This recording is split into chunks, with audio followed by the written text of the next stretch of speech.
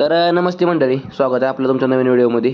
आज जरा एक वेगळा व्हिडिओ बनणार आहे. आजपर्यंत महाराष्ट्रात असला व्हिडिओ कोणी केला नसेल तसला व्हिडिओ आपण करणार आहे. आपला आजचा व्हिडिओ हो पूर्णपणे वेगळा आहे. व्हिडिओमध्ये आपण जी आजपर्यंत महाराष्ट्रातली जी टॉपची बैल आहे ती जी 15 ते 20 बैल आहे ती जी कायम सतत गुलाल राहते ती त्या बैलांची आपण पूर्णपणे माहिती देणार आहे.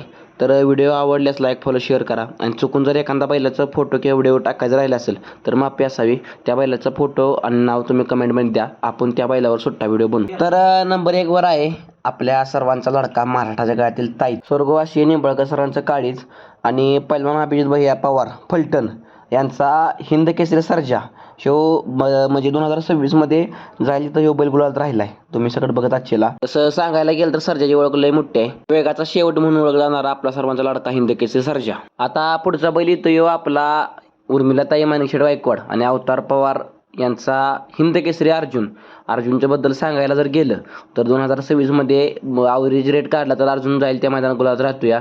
आणि अर्जुनची एक खासियत म्हणजे आदतपणापासून बैल ह्यो टिकून पळलाय आणि जाईल तिथं म्हणजे मालकाला नाराज करत नाही आणि आपल्या फॅन्सना नाराज करत नाही असा हिंद केसरी अर्जुन. आणि ह्याच्या पुढचा जो आता बैल येतोया ह्यो निमगावकरांचा हिंद केसरी सावकार.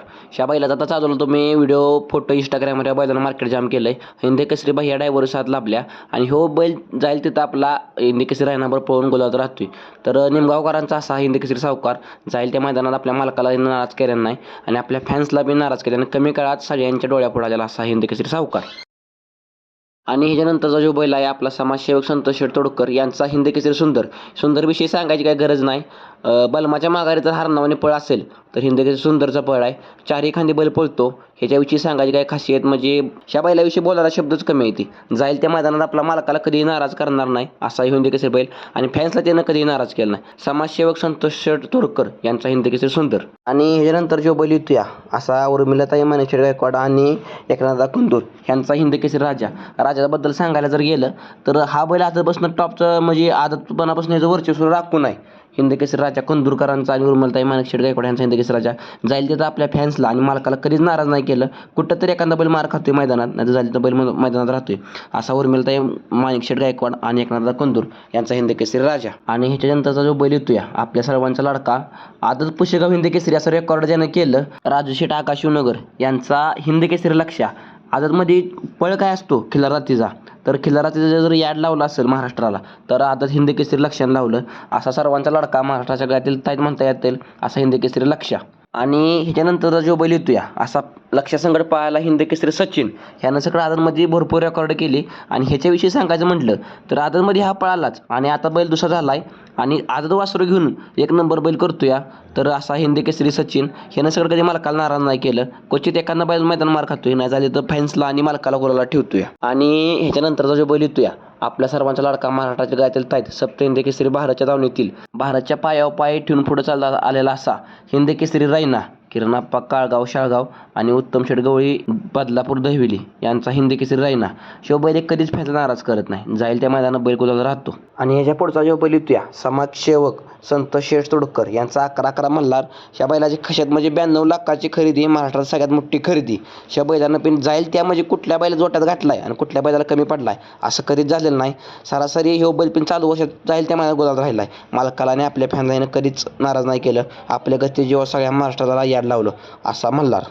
आणि आता आला आहे महाराष्ट्राचा वाघ एम नाना काळेज यांचा राजा हिंद केसरी राजा. पेठ नाका सांगली कोल्हापूर सातारा मुंबई जाईल त्या भागात पब्लिकचा बादशाह म्हणून या बैलाची ओळख आहे. नानाचा राजा. ह्या बैलाची सांगलं असं कमी जाईल त्या मैदानात बैल राहणार का तर राहणार असा नानाचा हिंद केसरी राजा.